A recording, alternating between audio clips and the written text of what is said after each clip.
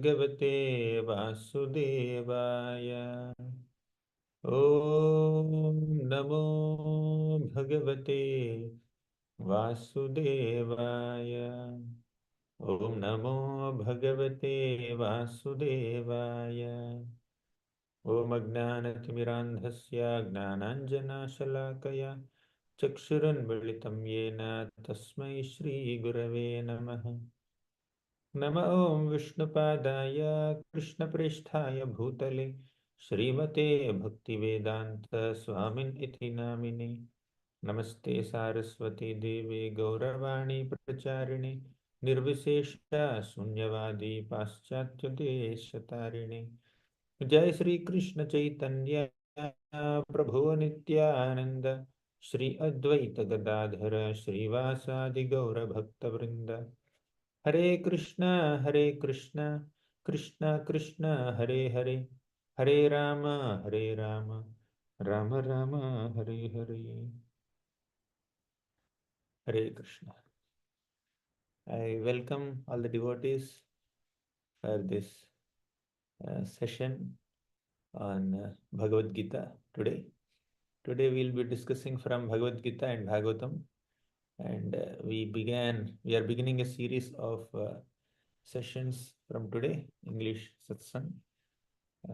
In this series of classes, where we will be meeting every Friday and Sunday morning, we will discuss on several subject matters,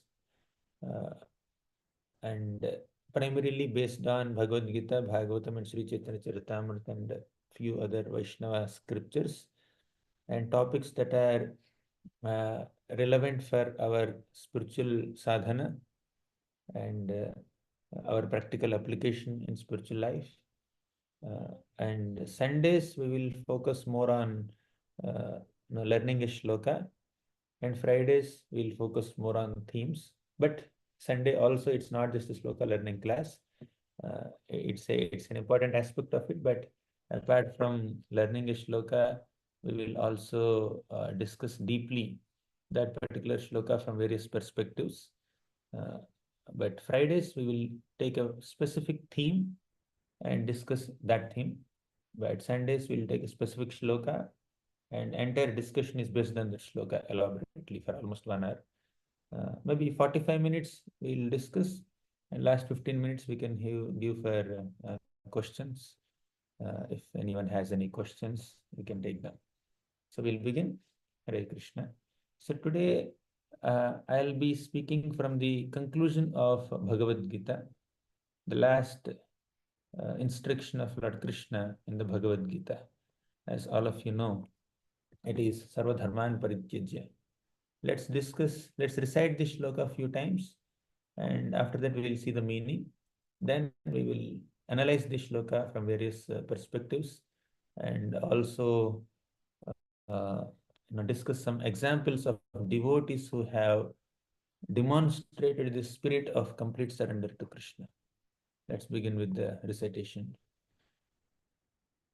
Sarva dharman parityajya mamekam sharanam vraja aham tvam sarva papebhyo mokshayishyami ma shuchah. सर्वधर्मान् परित्यज्य मामेकं शरणं व्रज अहं त्वां सर्वपापेभ्यो मोक्षयिष्यामि मा शुचः. Hari Hari. Next. Yes, Hasini. Sarva dharman parityajya सर्वधर्मान् परित्यज्य मामेकं शरणं व्रज अहं त्वं सर्वपापेभ्यो मोक्षयिष्यामि मा शुचः. Good. Next. सर्वधर्मान् परित्यज्य मामेकं शरणं व्रज अहं त्वां सर्वपापेभ्यो मोक्षयिष्यामि मा शुचः. सर्वधर्मान् परित्यज्य मामेकं शरणं व्रज अहं त्वां सर्वपापेभ्यो मोक्षयिष्यामि मा शुचः. हरे कृष्ण प्रभु, दंडवत प्रणाम. सर्वधर्मान् परित्यज्य मामेकं शरणं व्रज अहं त्वां सर्वपापेभ्यो मोक्षयिष्यामि मा शुचः. So Krishna is the supreme instructor of Dharma. Dharmam tu sakshat bhagavat pranitam. Whatever the Lord says is dharma. That's what we understand about the word dharma and the whole concept of teaching dharma. But Krishna is concluding Bhagavad Gita by saying Sarva Dharman Parityajya. Give up all your dharmas. It's a very interesting way of concluding Bhagavad Gita. In the beginning of Bhagavad Gita, Arjuna said, Karpanya doshopahata svabhavaha pritchami tvam dharma sammudha chetaha. Dharma sammudha chetaha means I'm confused in the performance of my dharma. As a warrior, as a kshatriya, Arjuna had some dharma to perform, right? He has to follow some dharma, but he says, Dharma sammudha chetaha, I'm confused in the performance of my duty, of my kshatriya dharma. So, yah shreyasya nishchitam bruhitan me sishyasteham shadhimam tam prapannam. In this confused state of mind, unable to ascertain what my dharma is, being thoroughly confused in executing my dharma, I am surrendering it to you, my dear Krishna. Can you please guide me? Accept me as your student. You become my teacher, and then please explain to me what is my dharma. Then Krishna explained entire Bhagavad Gita, and at the end of Bhagavad Gita, Krishna says, Sarva dharman parityajya, give up all your dharmas. Gita began with Arjuna's question, Dharma sammudha cheta, I am confused about performance of my dharma, but Krishna is concluding Bhagavad Gita saying that give up all dharmas. And do what? Giving up all dharmas and do what? Mamekam sharanam vraja, just accept my shelter. Sarva means all. Dharman, let's discuss about dharma a little later, but let's call dharma as dharma only. Let's not have any English translation for now. Sarva dharman means all dharmas. Parityajya, give up. Relinquish all dharmas. Give up, abandon all dharmas. And do what? Mam means me. Ekam means only, one and only Krishna. Sharanam, shelter. Vraja, accept. You just take my shelter only, alone, nothing else. So Krishna is emphasizing on exclusive shelter, exclusive surrender, one-pointed surrender to Krishna alone and nothing else. Give up all varieties of dharma and just take my shelter. So this is the conclusion of Bhagavad Gita. Now, there is much more than these two lines of translation. There is much deeper understanding of Bhagavad Gita. This conclusion of Bhagavad Gita. We'll get into that. But now let's complete this shloka meaning. This is the instruction that Krishna has given, right? Sarva dharman parityajya mamekam sharanam vraja. So what is the result of following this instruction? He will say in the next two lines. So this is the result. So aham means I, tvam means you.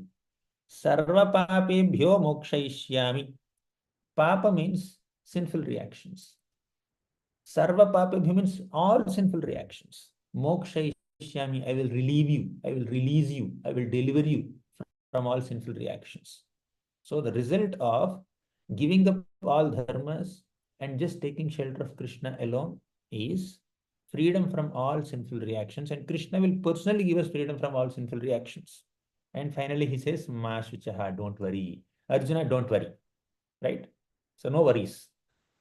And relief from all sinful reactions. That's the result of following this instruction.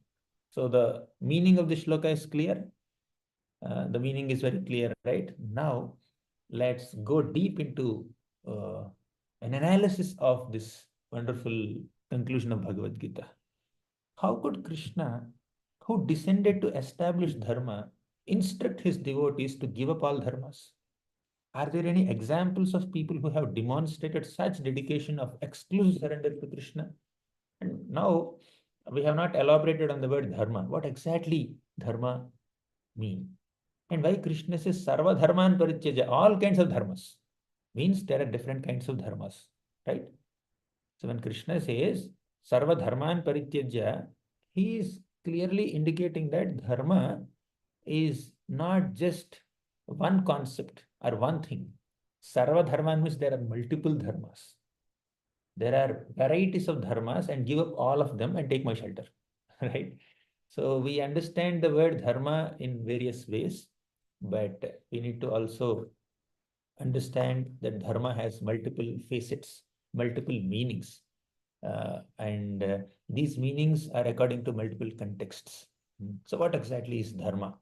So dharma is generally understood as a duty, a responsibility, or an obligation. Or dharma also refers to a set of principles, values, virtues, rules, regulations, protocols, guidelines. This is dharma. Or dharma is also understood as the right thing to do, and the opposite of the right thing, which is wrong thing, is called adharma generally. So dharma means whatever is right is dharma, whatever is wrong is adharma. That's one understanding of dharma.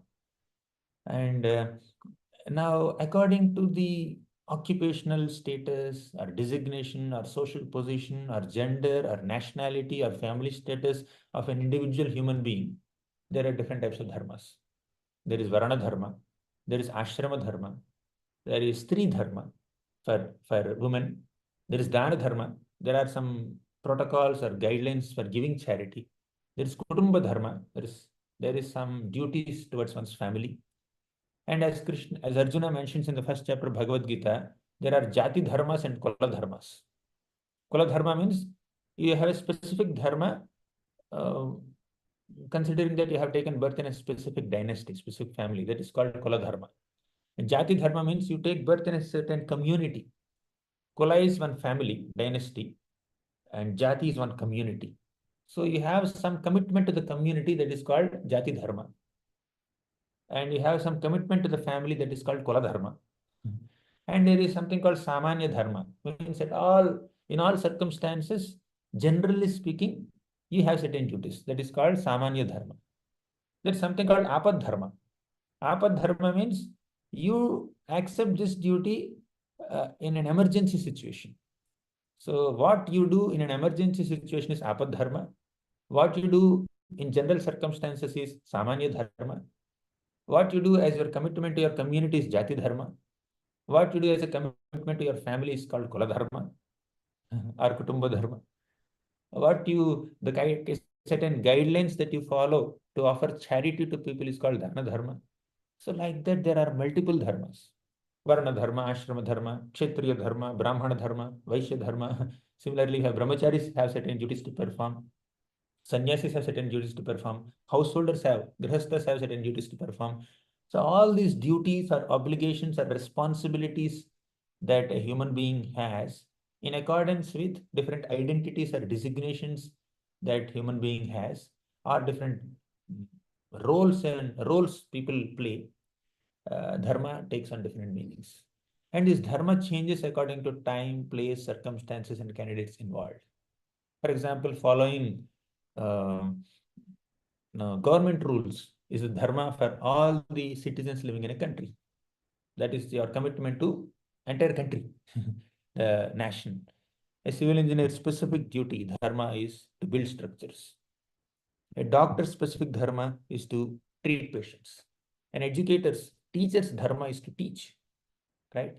So every individual has multiple dharmas to uphold, and also an individual has a specific dharma to follow, and every individual has to perform multiple dharmas, right? A civil engineer's specific dharma is to build structures.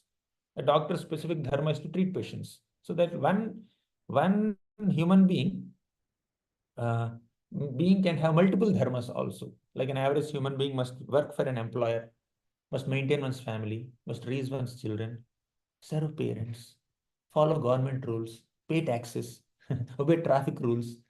Dharma in India is to travel on the road, keeping yourself left side. Now, if you go to some other countries, you have to drive on the right side, not on the left side.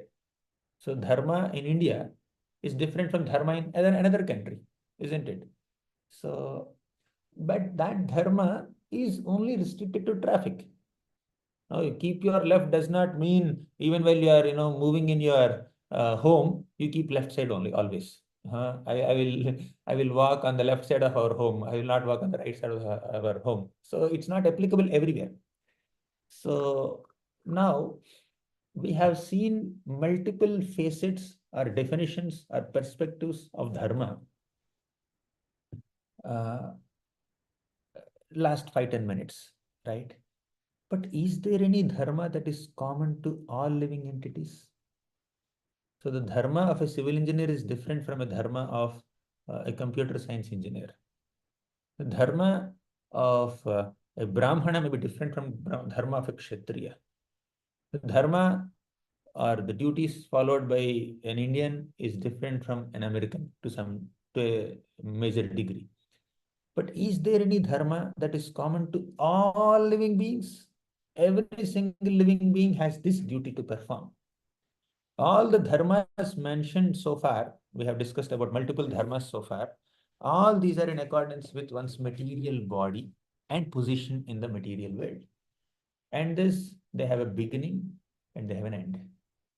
But there is a dharma for every single human being, which is on a spiritual plane. That is eternal dharma. So basically, we have two types of dharmas: eternal spiritual dharma and temporary material dharma.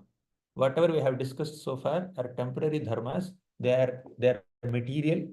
They need to be followed as long as we are in this body. But there is an eternal spiritual dharma. You know, what is this eternal spiritual dharma? Although we have a lot of obligations to multiple people, we are playing multifaceted roles.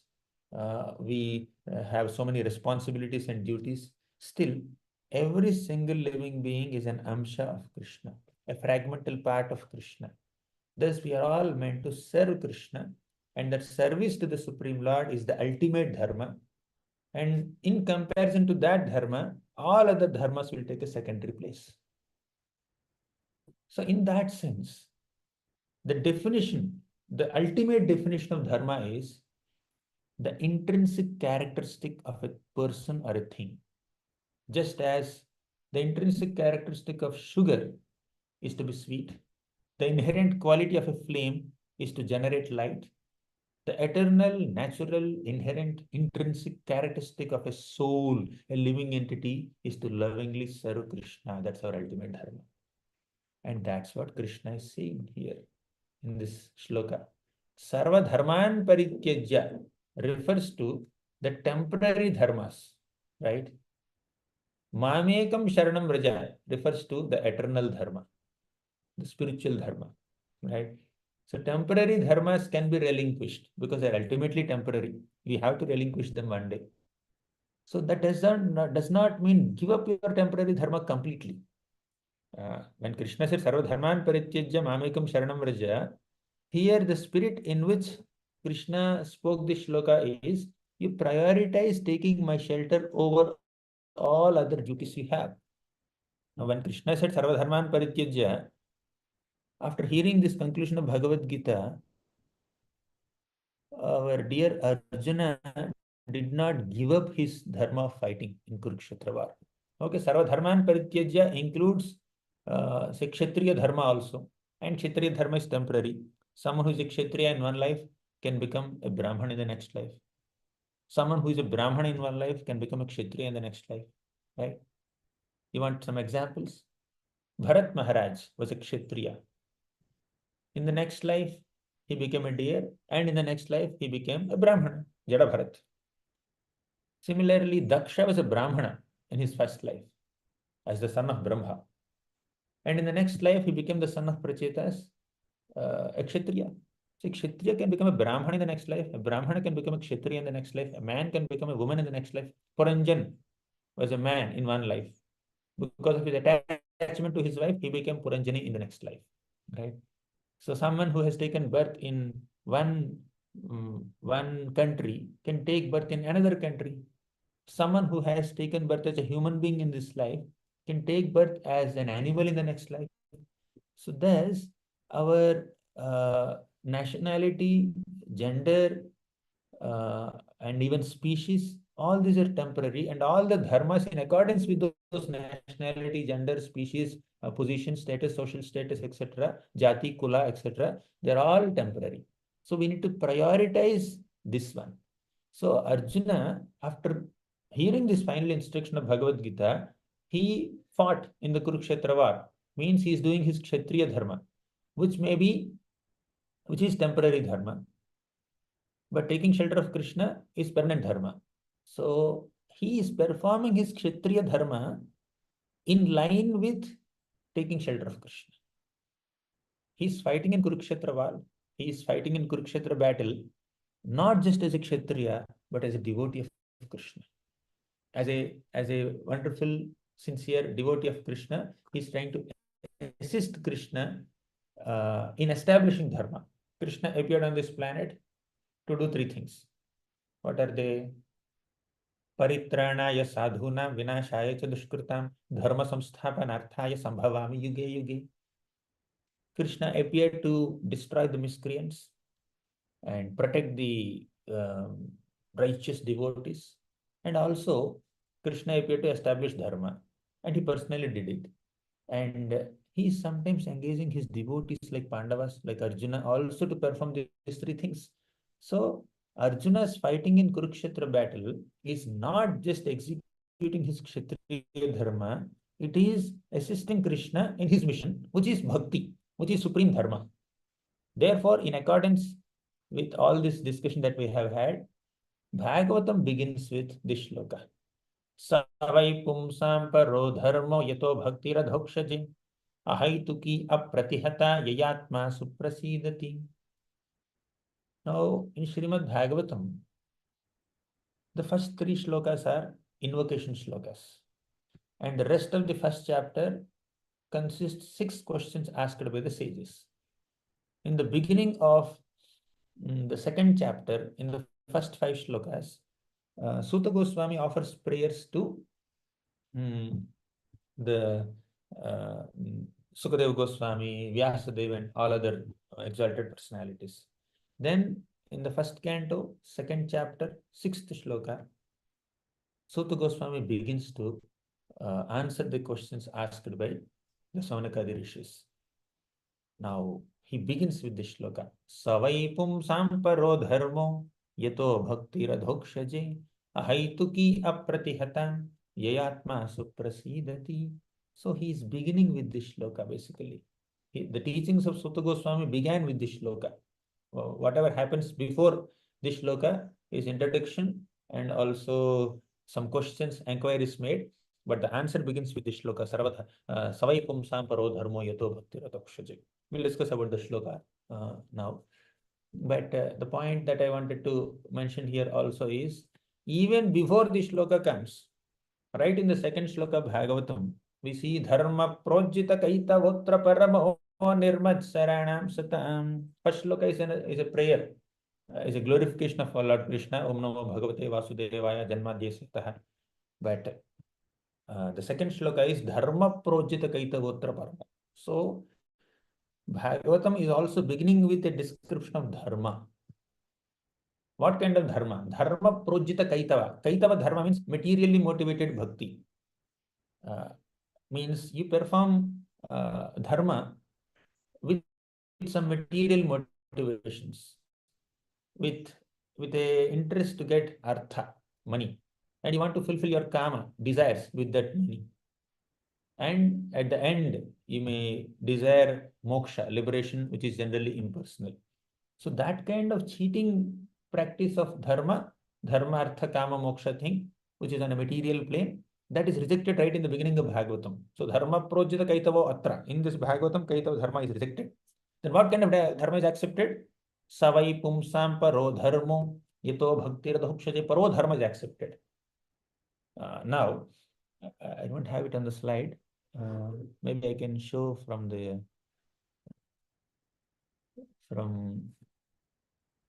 website 1.2.6. Savai pumsam paro dharmo yato bhakti radhokshaje. So paro dharma is the supreme dharma. All other dharmas that we have discussed so far are not paro dharma. They are like ordinary dharmas, temporary dharmas. But paro dharma means the supreme dharma, the ultimate dharma, which is common for all living entities, not just one person, not just one specific community, but it is common to all people. That is called Parodharma, the supreme dharma. What is that supreme dharma? Yato bhakti radhokshaji. Bhakti means devotional service. Unto whom? Adhokshaja. Who is Adhokshaja? That Lord who is beyond our sense perception. Aksha means eyes. Akshaja means that which is born out of eyes. What is born out of eyes? Perception, knowledge. We have Gnanendriyas, right? There are multiple Gnanendriyas. Whenever your eyes see something, you get some knowledge. Whenever your ears hear something, you get some knowledge. Whenever your hands touch something, you get some knowledge. Therefore, all these Indriyas are called Gnanendriyas. Akshaja means that knowledge that you acquire when your eyes come in contact with an object, or when your senses interact with sense objects, you get some knowledge. But Adhokshaja means that Lord who is beyond your sense perception. You cannot get knowledge of the Lord with your Gnanendriyas. You cannot get Gnan of the Lord through your Gnanendriyas. He's beyond that. So therefore he's Adhokshaja. So in hence, Adhokshaja means Krishna, that's clear. So Yato Bhakti Radhokshaja, the supreme dharma of all living entities, is to perform bhakti unto the Supreme Lord Krishna. And how that bhakti has to be performed? Ahaituki and apratihata. Ahaituki means without any selfish desires or motivations. And apratihata means without any interruptions or inconsistencies or irregularities. Then yatma suprasidati, then the heart is completely satisfied. Whatever we do in this world is for the satisfaction of the heart, and we get that satisfaction of heart by performing unmotivated and uninterrupted, selfless and seamless bhakti unto the Supreme Lord Krishna. And that is our Parodharma. And this is the dharma that Krishna is emphasizing here. Mamekam Sharanam Vraja. This Mamekam Sharanam Vraja is Yato Bhakti Radhokshaja. Yes, you have many other duties to perform. You have multiple dharmas to execute. But more than all these duties and obligations, taking shelter of Krishna, rendering devotional service unto Krishna is your ultimate dharma. It is the supreme form of dharma. And that is the emphasis of the conclusion of Bhagavad Gita, and that's where Bhagavatam also begins. Bhagavatam, Bhagavad Gita, and in the conclusion of Bhagavad Gita, Krishna is not just focusing on giving up dharmas, sarva dharman parityajya. He's focusing on going up in dharma. Mamekam sharanam vraja. The focus is not on giving up, but in going up. Raise your standard of your dharma. Don't restrict your dharma, your conception or your understanding of dharma to a mundane material plane of, conforming yourself to certain protocols or rules or regulations, etc. There's a higher thing. Dharma is understood as responsibility or duty or obligation or whatever. But your duty, your obligation to people around you or things around you, systems around you is at one plane, generally on a material plane. But you have a duty, you have an obligation to the Supreme Personality of Godhead because you're an Amsha of the Lord. As an Amsha of the Lord, as a servant of the Lord, as an eternal servant of the Lord, Jivera Swarupahai Krishna Nityajas, your duty towards the Lord is of paramount importance, is of ultimate importance in comparison to all other dharmas. Right? So there are multiple dharmas, but our dharma, our commitment to the Lord, our service to the Lord takes precedence over everything. That's what Krishna is saying. At the end of Bhagavad Gita, Krishna says, Sarva dharman parityajya mamekam sharanam vraja, means you prioritize me over everything else. Keep aside everything and focus on me. And keep aside everything does not mean you completely neglect them or ignore them. You do all of those dharmas in such a way that they align you with your ultimate dharma. Arjuna can do his Kshatriya dharma in alignment with, in harmony with, in sync with his ultimate dharma of service to Krishna. So his fighting and killing people on the battlefield of Kurukshetra is a part of his service to the Supreme Lord. Therefore, Arjuna did not give up Kshatriya dharma. He executed Kshatriya dharma, but he did it for the Supreme Lord without any selfish desires. Ahaituki apratihata yato bhakti radhokshaja. He did bhakti and adhokshaja by killing, by following Kshatriya dharma, and he had no desire to enjoy the kingdom. Ahaituki. And he did not take any breaks in the war. Apratihata. So he did ahaituki apratihata bhakti even while executing his Kshatriya dharma. So all the other secondary dharmas can become an assistant to your execution of primary dharma, right? So we render our material duties for the satisfaction of, if we render our material duties for the satisfaction of the Lord, then those temporary dharmas become a part of our ultimate dharma, which is bhakti. And this is demonstrated by Arjuna. And there are many other examples in the entire Chaitanya Charitamrita and Bhagavatam and many other places. You find examples of people who prioritized their dharma towards the Supreme Lord over ordinary dharmas. And they executed ordinary dharmas also, keeping that supreme dharma of paramount importance. Now you know this Vritrasura's example. He was battling with Indra, the king of Devatas. So he's the leader of demons. Although Indra was a devotee of Lord Vishnu, he had deep attachment to his power, his position. But Vritrasura was a pure devotee, but somehow, due to some mistake that he has committed, due to some little offense he has done towards Lord Shiva, he was cursed to become a demon in the next life.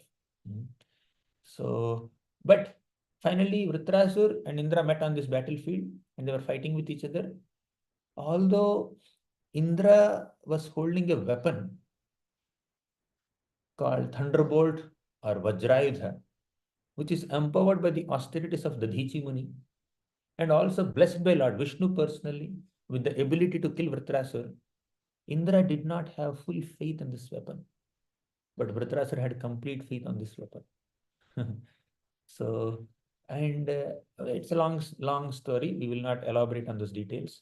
But right on the battlefield, Vritrasura is fully aware that I am destined to die in the hands of Indra. Indra will definitely kill me, and the Lord has decided it. It will definitely happen. But it is my duty to fight in this war. As a representative of demons, I must fight with the king of Devatas. It is my duty. Let me follow this dharma. And also, Vritrasura had another dharma. You know what is that dharma? An obligation to his father, Tvashta. So Tvashta created Vritrasura from a sacrifice just so that Tvashta can take revenge on Indra, because Indra has killed Tvashta's son, Vishwarup. So Vritrasura had multiple dharmas here to perform. One, the general Kshatriya dharma of fighting in the battle, not showing his back. Second, an obligation to his father, dharma towards his father. Third, dharma towards his brother, departed brother. He has to kill the killer of his brother and then whatever, satisfy his brother. So he dharma as a son, dharma as a brother, dharma as a demon, dharma as a warrior, kshatriya warrior on the battlefield. He executed all these dharmas without compromise. But his focus is on ultimate dharma of the Supreme Lord. Within the battlefield, he is offering prayer. Aham hare tava padaikamola dasanudaso bhavitasmi bhuyah. Oh Lord, I am just your dasanudasa. So although he is fighting in the war, he is not identifying himself as a warrior or a demon or a son or as a brother or any other material designation. Or if I win this battle, I will enjoy in the kingdom. When you defeat the king of heaven, you will get heaven, naturally. But he's not focusing on that also, right? His focus is on his permanent, eternal identity as the servant of the Supreme Lord. Aham hare tava padaika mula dasanu daso. I am the servant of the Supreme Lord Krishna, Vishnu, Hari, Lord Sankarshana. That is his focus. He executed all the other dharmas, but he is primarily identifying himself as servant of the Lord. So thus his execution of external dharmas became a part of his primary dharma. So basically, we have to execute all the dharmas on a material plane. If you are a mother, take care of your children. If you are a father, take care of your children. If you are a child, be obedient to your parents. If you are a student, study. If you are a teacher, teach. If you are an engineer, do the needful. If you are a doctor, treat the patients. If you are a leader, lead the people nicely. So all these are dharmas. So we have to execute all these dharmas, undoubtedly. But all these dharmas must be in line with the ultimate dharma, of being a servant of the Supreme Lord, of service to the Supreme Lord. So no other exalted position in the entire cosmic manifestation is of some importance to a devotee. Dhritarashtra also prays right on the battlefield. Nanaka prishtham na cha parameshtham na sarvabhaumam na rasadhipatyam na yoga siddhir apunarbhavam va samanjasatva virahaya kangshe. I don't want an exalted position in Dharvaloka or Swargaloka. I don't want Brahma's position. I don't want sovereignty over entire Earth planet. I don't want liberation. I don't want anything, any exalted position in all the 14 planetary systems. All I want is to be servant of the Lord. So, Sarva Dharman Parityajya Mamekam Saranam Vraja. Krishna said in the Bhagavad Gita, in the conclusion, give up all other duties or obligations or commitments or excitements and take my shelter. And that's what Dhritarashtra is demonstrating here, in a very exemplary way. So nothing in the entire cosmic manifestation, no exalted position in all the 14 planetary systems of this universe is of any excitement to Dhritarashtra in comparison to his commitment to the Supreme Lord, his service to the Supreme Lord. Similarly, there is one scholarly devotee, Sarvabhauma Bhattacharya, in Chaitanya Charitamrita. He was an elderly scholar. Initially, he had some impersonalistic tendencies. But by the association of Lord Chaitanya Mahaprabhu, he became a very wonderful devotee. And once Lord Chaitanya Mahaprabhu wanted to go to South India for a tour, he asked Sarvabhauma Bhattacharya, Bhattacharya, can you give me permission? I want to go for a tour. When will you come back? We don't know. Mahaprabhu's South India tour lasted for 2 years. So, you know what Sarvabhauma Bhattacharya said?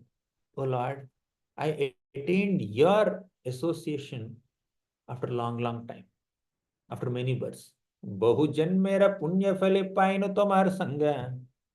By the great piety of so many lifetimes, I have attained your association, but now there's a break in this invaluable association. He said, Shire vajra pade yadi putra mariyai, taha sahi tomar vichheda sahananayai. Shire vajrapadi, even if a thunderbolt falls on my head, putra mariyai, even if my son dies, I can tolerate. Taha sahi, I can tolerate. But tomara vichheda sahananayai, I cannot tolerate separation from you. You see, this Sarvabhauma Bhattacharya was ready to relinquish everything. Sarva Dharman Parityajya means relinquish everything and take my shelter only. Just like Dhritarashtra was ready to relinquish any exalted position in all the 14 planetary systems just to take shelter of the Lord, which is his ultimate dharma. Sarvabhauma Bhattacharya was ready to relinquish everything, including his son, his own life, but he cannot tolerate separation from the Lord. So relationship with the Lord is of paramount importance for a devotee than any other relationship. Similarly, there is one devotee called Prataparudra Maharaj. He is a disciple of Sarvabhauma Bhattacharya. He wanted to meet Lord Chaitanya Mahaprabhu. He wanted to serve Lord Chaitanya Mahaprabhu. And he has done a lot of services to Mahaprabhu. He is the one who arranged for the accommodation of Lord Chaitanya Mahaprabhu in Kashi Mishra's home. He is the one who has arranged for all the accommodation and prasadam for all the hundreds of devotees who were coming from Bengal to Jagannath Puri every year for Rath Yatra during monsoon season. He did so much service, but he was not getting any direct contact with Lord Chaitanya. He could not meet Lord Chaitanya. He had intense desire to meet Lord Chaitanya and take his blessings and fall at his feet.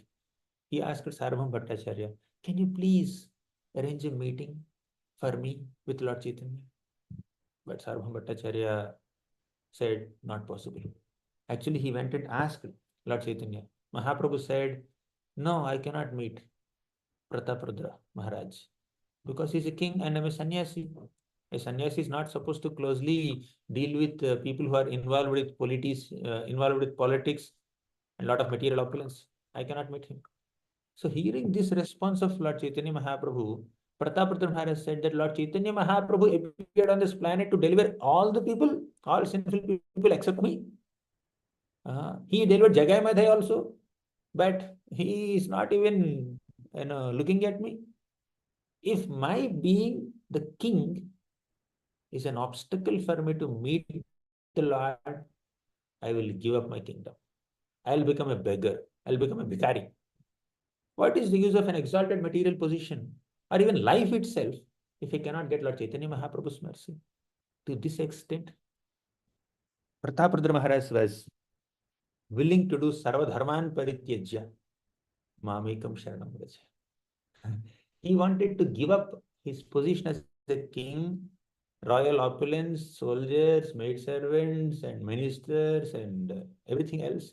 He is ready to parityajya. He is ready to relinquish everything just to get the audience of Lord Chaitanya Mahaprabhu. You see, there are so many devotees like Prataparudra Maharaj, Sarabham Bhattacharya, Vritrasur. They are ready to give up everything to take shelter of the Lord. So, Mamekam Sharanam Raja is their focus. For that, if certain dharmas or certain duties or privileges or positions have to be given up, they'll give up.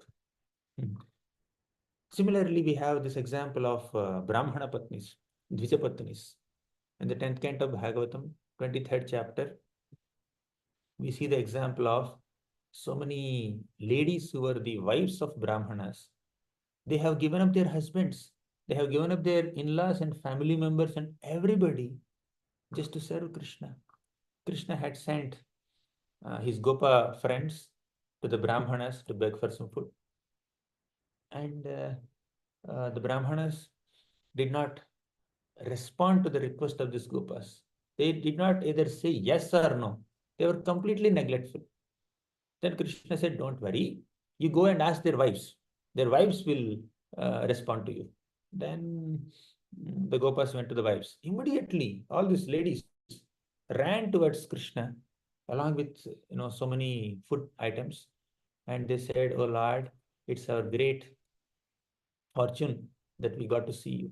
Then Krishna said, okay, welcome. Thank you so much for your service. Now that you have seen me, now that you have fed me, you please go back. But these Brahmani ladies said, we cannot give up your lotus feet. You have promised that you will reciprocate with the service of your devotees, and our desire is to stay here only. We will not give up your lotus feet. And if you are not so comfortable to accept service from Brahmana ladies, because you are a Vaishya boy apparently, so he is like a cowhead boy. How can a cowhead boy, Gopal, accept service from Brahmana ladies, exalted Brahmana ladies? If you're not comfortable, it's okay. We understand your point.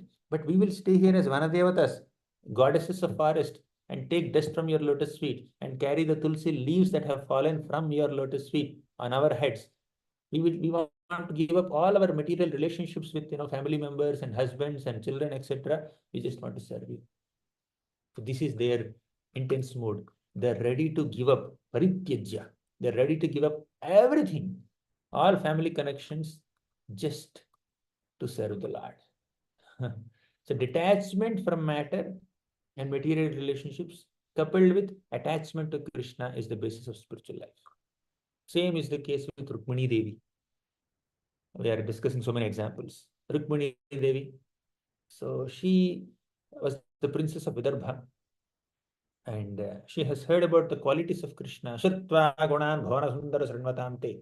She has heard so many qualities of Krishna from great sages like Narada Muni and other sages who visited her palace. And she fell in love with Krishna. And somehow her cruel brother Rukmi wanted to forcefully get her married to Shishupal. But Rukmini wrote a love letter to Krishna. A Brahmana took that love letter all the way to Dwaraka. And Rukmini has given a big plan. She first expressed her love towards Krishna and she gave a plan. On my marriage day, I'll come out of my palace and I will go to Durga's temple. I will come out in public. So that's a good time for you to kidnap me. Take me. So then she said something very striking. Yasyang hripankajaraja snapanam mahanto vanchantyumapatirvatmatamo pahantyaihi yarhyam bhujakshanalabheya bhavat prasadam jihyanasun vritakrishan shatajanma bhisyat. O Lord, if I cannot attain your lotus feet in this lifetime, I can even wait for hundreds of lifetimes so that I can attain your mercy. She is ready to give up her brother Rukmi and her entire kingdom of Vidarbha city and surrender to Krishna. And if she cannot surrender to, or if Krishna is not ready to take her now, she is willing to wait for 100 lifetimes also to get Krishna. Same thing we can see in Murari Gupta's case. Not Murari Gupta. I think I forgot his name. There's one devotee whom Lord Chaitanya Mahaprabhu, you remember Karthik? There's one devotee Lord Chaitanya Mahaprabhu said, you cannot meet me now, and you have to wait for 10 million lifetimes. Yes? Mukund. Mukund, correct. So 10 million lifetimes. And he became very ecstatic. He did not think, it's not 10 million years. It's 10 million lifetimes. It's not 10 million minutes. Even that is also very difficult for a devotee. Yugayitam Nimeshena. But he became excited that, oh, at least after 10 million lifetimes, I will be able to see the Lord. So this is the extent to which devotees are willing to wait for the Lord's mercy and willing to relinquish everything. And very interesting pastime, Lord Shiva, he's masculine, he's Purusha, and his wife Parvati is Prakriti. Once Lord Shiva wanted to enter the divine Raslila pastimes of Krishna, and he was praying to Radha Krishna to get entrance. He wanted to pray for pure bhakti. So he actually went to Rasamandal near the Vamshi Vata, and he was about to enter the Rasalila arena, Rasamandal. Then Yogamaya stopped him. You cannot go. You need permission of Vrindadevi to enter. Then Shiva said, okay, take me to Vrindadevi. Then Yogamaya took Lord Shiva to Vrindadevi. Vrindadevi saw Shiva with animal skin and with some ashes on his body, with snakes around his neck and other typical symbols of Lord Shiva. And Vrindadevi said, you cannot enter Raslila with this kind of attire. Raslila is meant for Krishna to enjoy with the expansions of Srimati Radharani, the gopis. You should also become a gopi to enter the Raslila, to witness the Raslila. You know what Shiva said? I will become gopi. I will become a female. Shiva was willing to give up his malehood also. I will give up my malehood, I will become a female and adopt the form of a gopi. Right? So that to that degree, devotees are willing to relinquish anything. If my malehood is an obstacle for me to witness Rasalila, what's the point of being a male? I'll become a female. If my being a king is an obstacle for me to attain Lord Chaitanya's mercy, what's the point of being the king, Prataparudra? I'll become a beggar. So like that, devotees are willing to relinquish everything. Parityajya. They're willing to relinquish anything to attain the shelter of the Lord. Then Vrindadevi took Lord Shiva to Mansarovar and said, go and take bath there. Immediately, Shiva went and dipped himself into Mansarovar, and by the time he came up, he became a gopi, beautiful gopi. And Lord Krishna also he became impressed, and he initially laughed at Shiva's attire as a gopi. And he gave her the name Gopishwara, gave him, but now her, the name Gopishwara, Gopishwara Mahadev. So not only he gave him this name, he also said, all the other gopis will honor you, O Gopishwara Mahadev. And he also said, I have a service for you. You become Dikpala, the guardian. Your role is to stay at the gateway of Vrindavan and allow only eligible people to enter this Vrindavan, allow eligible people to enter this Rasamandal, not everybody. So one who is entirely free from personal desires and false ego can enter Krishna's exalted pastimes. Devotees are not only willing to relinquish their positions or their privileges or relations, etc. Ultimately, they are willing to give up their false ego. They are willing to give up their personal desires. Sarva dharman parityajya. Mam ekam sharanam vraja. To take shelter of the Supreme Lord, they can give up anything and everything. And as you know, the ultimate example, Bali Maharaj, he even gave up his guru to take shelter of Krishna. He denied his guru Sukracharya. Sukracharya said, don't give charity. Bali Maharaj said, yes, I will give charity. And to conclude our discussion on complete surrender to the Lord as exemplified, as taught in the end of Bhagavad Gita and the beginning of Bhagavatam, we'll have to discuss the example of gopis, the epitome of surrender. Pati sutanvayat bhratur bandhavat ati vilanghati achyutagataha. They have given up their pati, sutta, bhratur, bandhava, everybody to take shelter of Achyuta. Now, amongst all the gopis of Vrindavan, Srimati Radharani is the topmost. You know what else she has given up? In the Antya Leela of Chaitanya Charitamrita, Kaviraj Goswami writes a beautiful shloka. What all Srimati Radharani has given up to come to Krishna.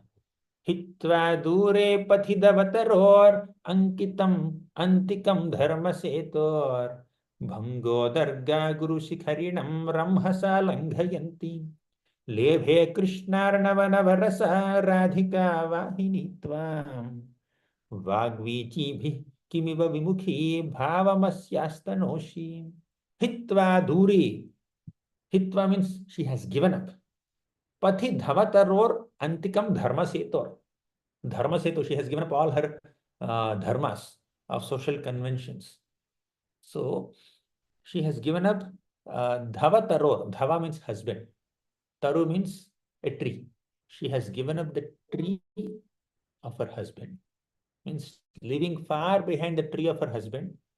Then dharma setor bhanga means breaking through the bridge of the social conventions and dharmas. And Guru Shikharinam Ramhasalangayanti. She could very easily cross these hills of elderly relatives. Her relatives are considered hills. The social customs are considered bridge. Husband is considered a big tree. So she has left all of them. So why this kind of comparison is given? Hills, bridges, trees, because a river has to cross all these things. Bridges, trees, and hills to meet the ocean. Krishna is compared to an ocean. Radharani is Vahini. Radhika Vahini Tvam. Lebhe Krishnarnavanavaras Radhika Vahini Tvam. Krishna is compared to an ocean. Radhika is a Vahini, a nice river. For a river to meet the ocean, river has to cross through so many bridges and hills and forests and towns and cities and villages and trees. So all the obstacles of Srimati Radharani in her meeting with Krishna are compared with these things. Leaving far behind the tree of her husband, the bridge of social customs, the hills of elder relatives, she came with loving feelings for Krishna, right? Lebhe Krishnarnavanavaras Radhika Vahini Tvam. Of course, this is little different from a sadhaka surrender to Krishna.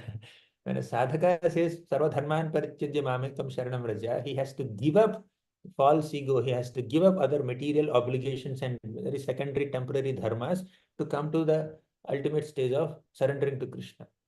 But Radharani is an eternal associate of Krishna. She is the personal energy of Krishna. But when she appears as a human being on this planet, and when Krishna appears as a human being on this planet, she has to cross so many obstacles to reach Krishna, right? So just to set an example for all of us to follow, but ultimately they are always together. Radha and Krishna are one.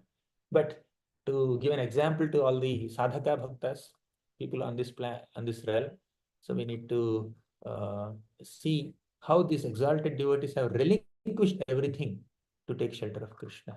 Result of exclusive surrender is such an exclusive surrender as we have seen in the examples of Sarvabhauma Bhattacharya, Prataprudra Maharaj, Bali Maharaj, who else? Lord Shiva, Rukmini Devi, then Vritrasur, the gopis, Srimati Radharani. We have seen so many examples of so many devotees who have exclusively surrendered to Krishna and gave up everything. Sarvadhanam Parityajya Mamekam Sharanam Vraja. So they have exemplified this spirit. And Ahituki Apratihata Yayatma Suprasidati. They are completely selfless in their spirit. So what is the result of such exclusive surrender? One result is simple. As the conclusion of Bhagavatam says, Aham tvam sarva papebhyo mokshayishyami. We will be relieved from all sinful reactions. That is one result, basic result. But exclusive surrender to Krishna offers far more than just relief from sinful reactions or avoidance of hell. it brings very high results. What is that? Yatma suprasidati. Gita says one result of exclusive surrender is mokshayishyami masuchaha. Sarva papebhyo mokshayishyami. That is one result. But Bhagavatam says that Yatma suprasidati, complete satisfaction of heart is the ultimate result. So it's not just relief from sinful reactions. It is also complete satisfaction of heart. Relief from sinful reactions is a byproduct of this bhakti and exclusive surrender, but ultimate product is selfless satisfaction. In fact, in comparison to that satisfaction of heart in selfless service to Krishna, even Krishna has nothing else to offer us. As all of you know, Naparayeham niravajya samyujam swasadhukrityam vibudhayusha pivah yama bhajan durjarake geha shrinkhalah samvrishya tadvah pratiyatu sadhuna.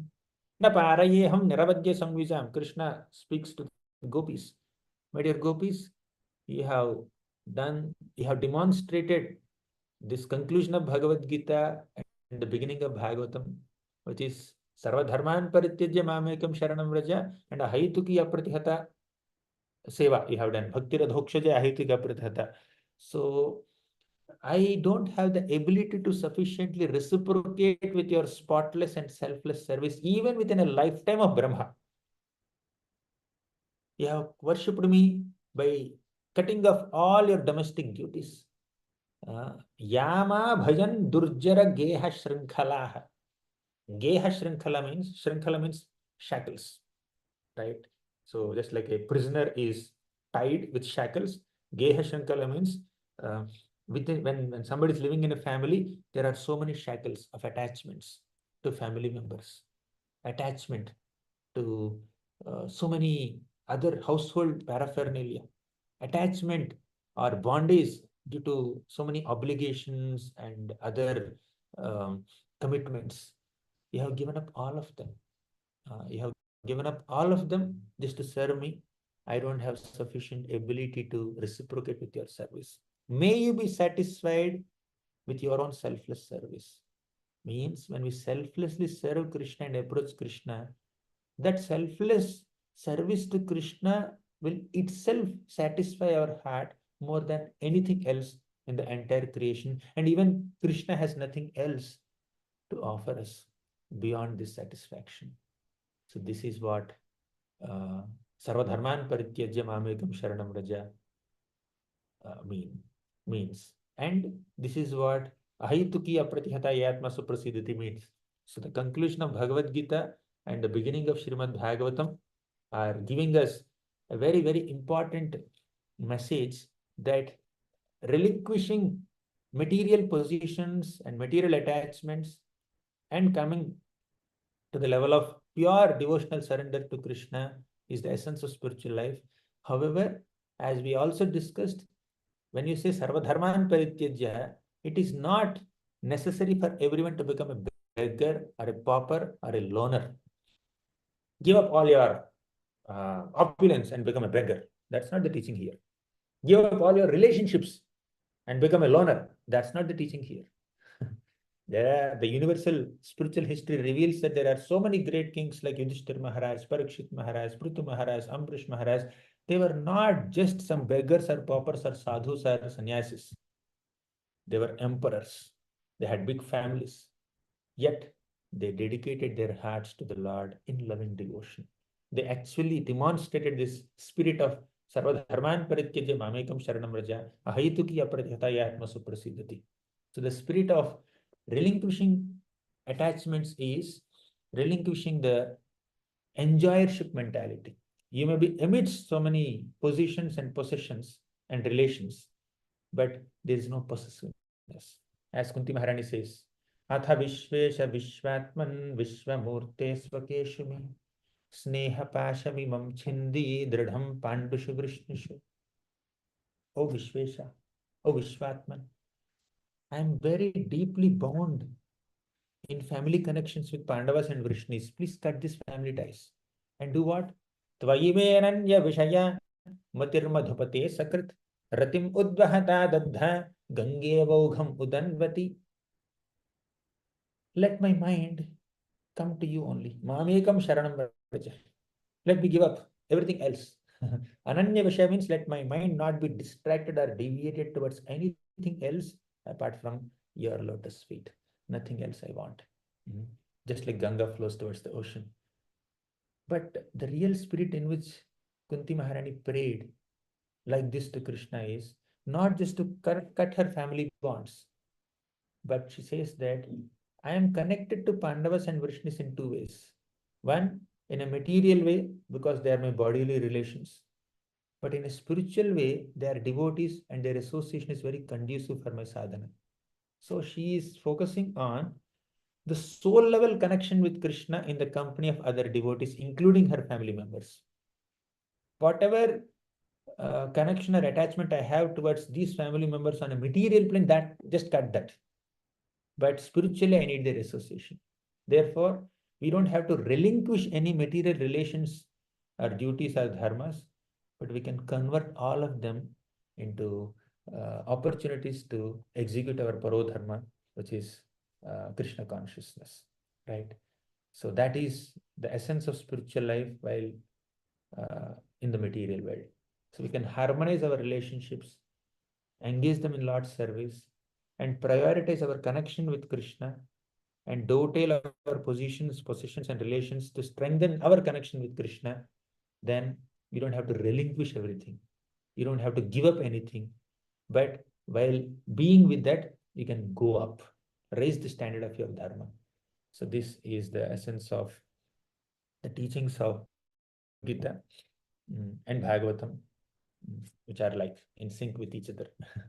Sorry, I thought of taking questions in the last 15 minutes. I went a little beyond time, 8:04 now, but still we can take some questions. Thank you very much. Grantharaj Srimad Bhagavatam ki jai, Shri Bhagavad Gita ki jai, Srila Prabhupada ki jai. Any questions or comments? Yes, Aradhita, you have a question?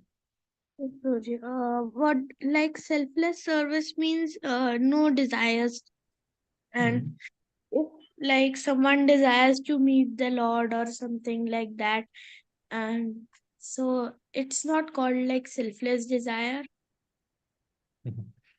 Your desire to meet the Lord or serve the Lord is a pure devotional desire. There is no point where a living being is without desires. You should have desires. Aradhita or anybody here, we all should have desires. We have desires, and desirelessness is not possible at all.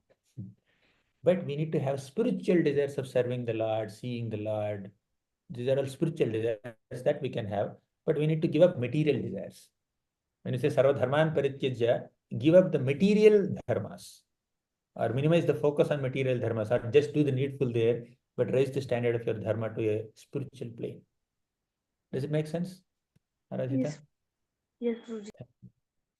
I hope the class was not heavy. Yeah, Sumut, Prabhu.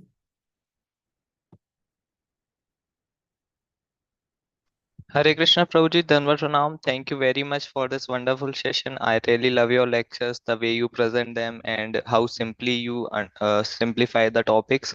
I had one question, like you said that many devotees of the Lord meet the Lord, but how do they realize them? Because in many references like Brahma Samhita, there are two cases in which we meet the Lord in our heart or in the Golok Dham. Like in Brahma Samhita, we have Golok Ev Nivasanti Vishamti Yamcha, and we have Santa Sadev Hriteshu Vilokayanti. So where does the Lord meet the devotees? In their heart or in their realm? Both. The devotees like Narada Muni in his past life met the Lord within his heart. But Dhruva Maharaj directly met the Lord face to face. But in a sadhaka's case, when our sadhana becomes mature and pure and perfect, then we can have a direct meeting with the Lord. But even when the sadhaka is not fully mature, there are some glimpses of the Lord's mercy that we can we can perceive and we can understand in our lives through the association of devotees, through DT Darshan, through Bhagavatam study. Basically, sadhaka's connection with the Lord or sadhaka's vision of the Lord is through the elements of sadhana. Shravanam, Kirtanam, Smaranam, Padasevanam. So the more we absorb ourselves in these various aspects of sadhana, the more we are being in touch with Krishna, we are seeing Krishna through these elements, through the holy name, the Lord manifests, through Dham, the Lord manifests, right? But for exalted devotees, the Lord can have a face-to-face meeting, like all the Pandavas and Rukmini Devi, all of them had direct contact with the Lord. But Narada Muni in his past life, because he was still a sadhaka, the Lord gave him little bit of darshan for very few minutes within his heart, and he disappeared and said, "No, you need to intensify your sadhana to be able to see me constantly." Then Narada Muni did sadhana very intensely, and he became Narada Muni. And whenever he wants, he can go and meet the Lord. Thank you very much, Prabhuji. I am really fortunate to have your association. Hare Krishna. Thank you. Vani Shri Mataji. Hare Krishna, Prabhu. Dandavat Pranam, Prabhu. Prabhu, I would like to know, how to practically do things or do the sadhana. What is that exactly I should be doing in order to practically apply this instruction of the Lord in my day-to-day life, Prabhu? Or at least, come to that level of instruction, following it. In the chat box also, there is one devotee, Gajanan Prabhu, asked how to integrate the spiritual dharma with ordinary dharma, provide examples for everyday life. Yes, your question is also somewhat similar. Basically, although we are hearing or discussing such exalted subject matter of complete surrender to the Lord, we can take our baby steps to approach that standard. So to begin with, we need to do the sadhana that is prescribed by our acharyas. When we follow the regimen of sadhana, daily sadhana, whether it is chanting or hearing Srimad Bhagavatam or rendering various services to the Lord, when we go through this process, that is our dharma in our current sadhana situation. So we are practitioners of bhakti. So we need to practice bhakti as taught by the acharyas who have perfected their bhakti. So that is our dharma at this moment, right? So by dedicating ourselves to this sadhana practices given by the acharyas, plus as far as our other dharmas like commitments to the family, commitments to the employers, commitment to other living beings around us, other human beings around us, whether as far as those dharmas are concerned, it's not that we prematurely or immaturely or abruptly give up all those dharmas. Sarva dharman parityajya. Okay, let me just give up my family, give up my everything to go to Krishna. That's not the message here.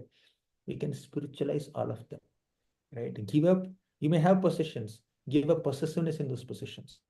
You may have relations, but spiritualize those relationships by discussing about Krishna with them. So in a family, if the family is not keeping Krishna in the center, then it is materialistic family.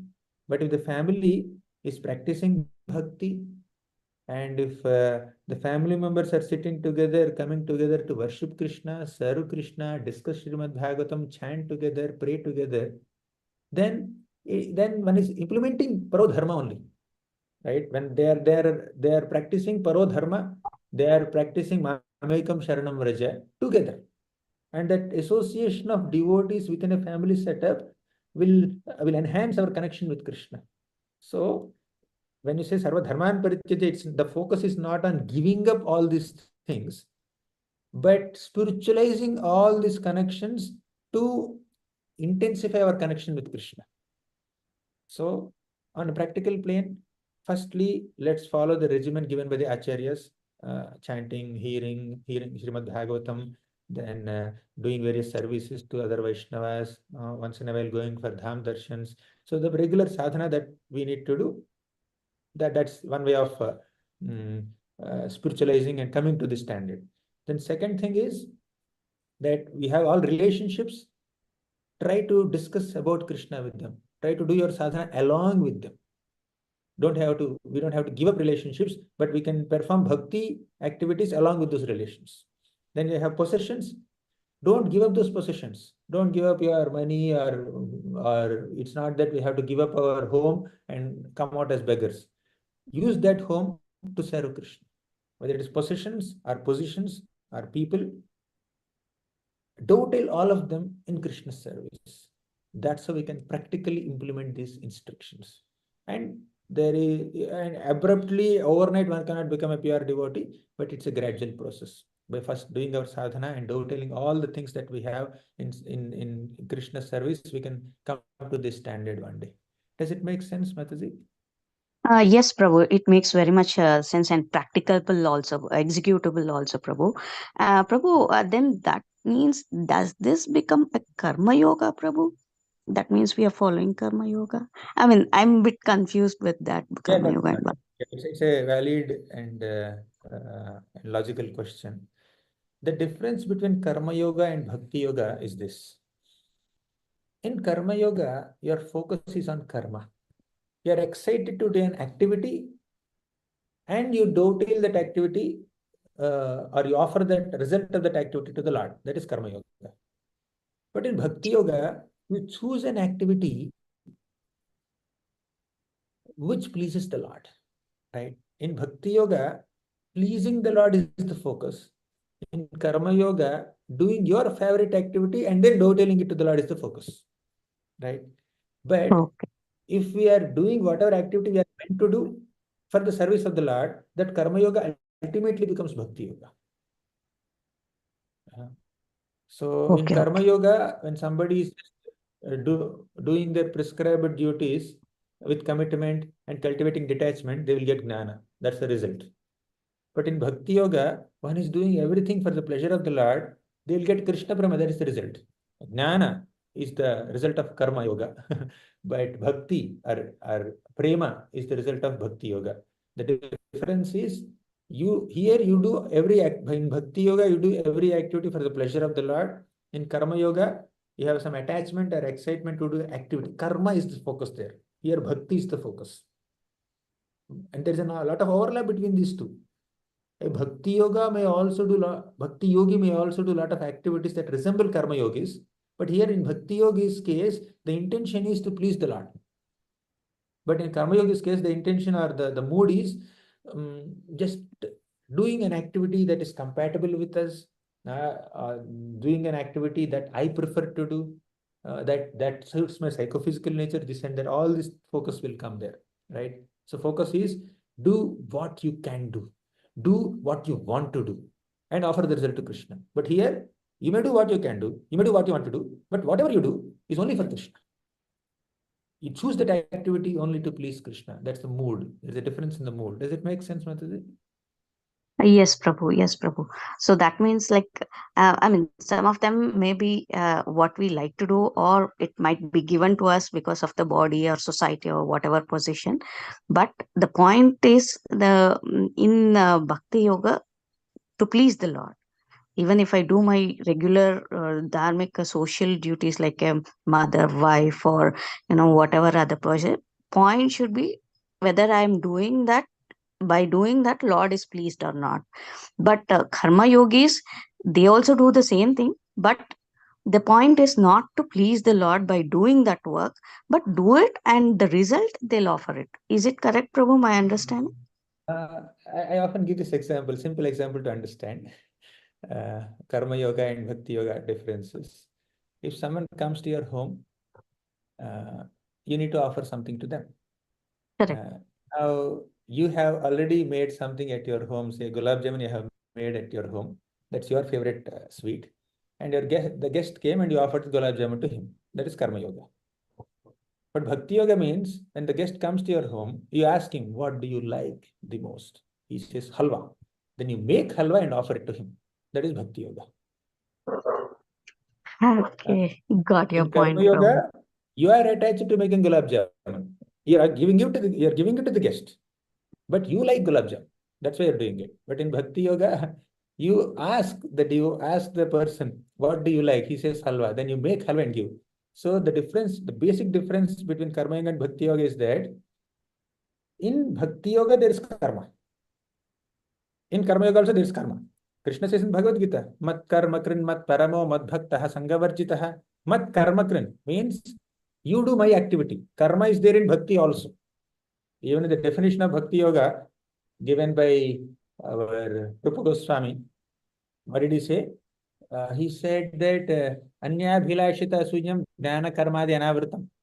Your karma and jnana are part of bhakti, but your karma and jnana will not overwhelm bhakti, will not overpower bhakti.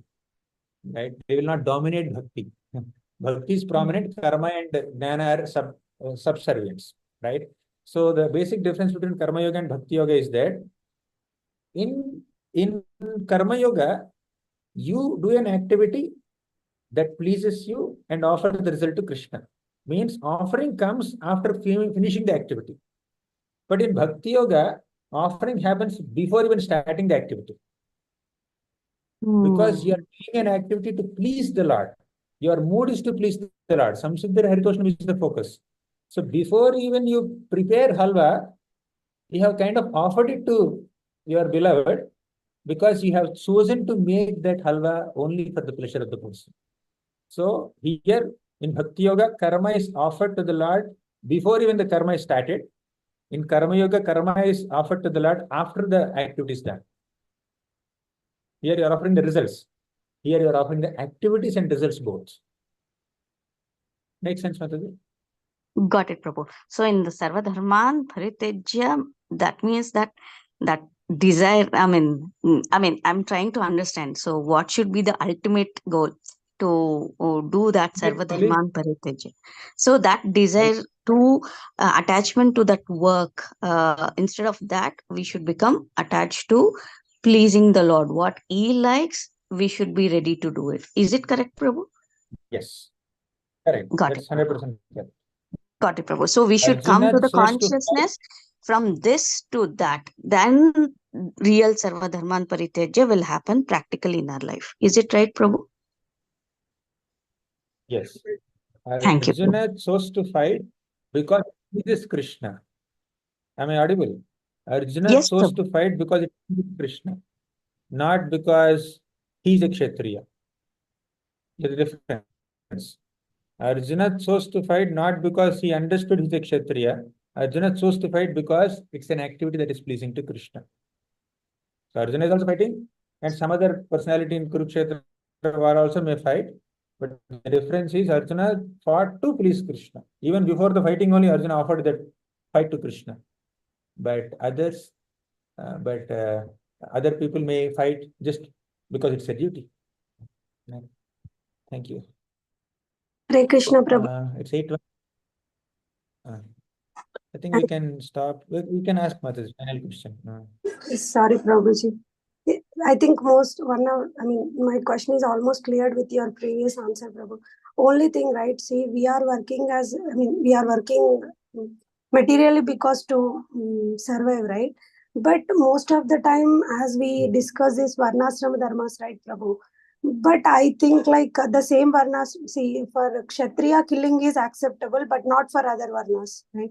So in like that, everyone has their own dharmas, which might be adharma for the other varna or other people. So in this world, like we don't know, maybe at least I don't know what we are doing is just to survive. So when we try to read the scriptures, Prabhu, until unless we are in the mood of whatever we are doing to serve Krishna, whatever we are doing, the family we are doing is to serve them is a part of our it is the one which Krishna has sent us to serve them. We are good to that level, right, Prabhu? Or we are attaching to them still. How can we take that, Prabhu? Because sometimes when we are not getting time to do the things to service or do something which is supposed to do, we are not able to do because of lot of priorities or some things, right? Because no one will satisfy whatever we do. But in that time, how we can be our mood to don't get like, okay, we are doing a lot, but we should not get into that mood, right, Prabhu? So how to be stay in a mood always like we are always to be serving Krishna only.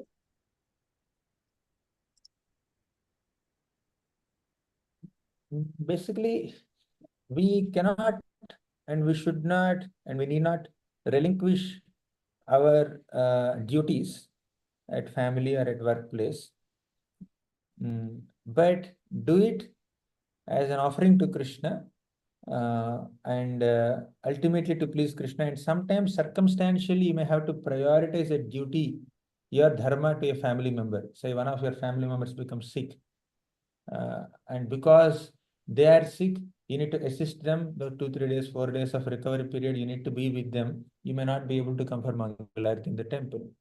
That's fine, as long as you are identifying that family member as a servant of Krishna, as a child of Krishna, as a Vaishnava, and whatever you are doing to that person is Vaishnava Seva, which is a part of bhakti.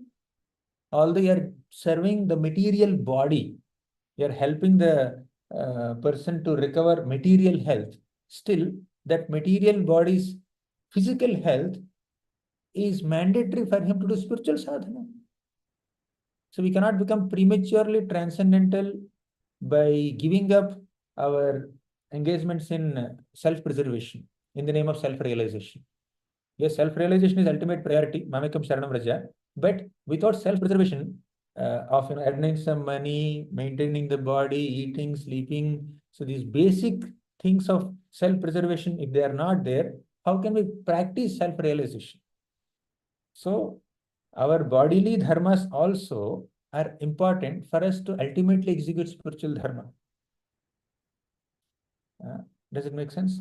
Anyways, there is no end to this discussion, but I hope I clarified the question to some degree. Every week we'll meet, every Friday and Sunday we'll meet.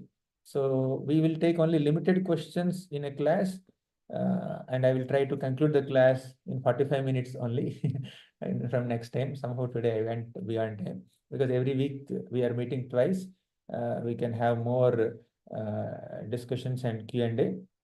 We don't have to do everything in one session only. It's not one time. It's a perpetual thing going on. I'll meet you again. Mahesh Prabhu will take your question in the next class. Thank you very much. Hare Krishna. Grandhara Srimad Bhagavatam ki jai.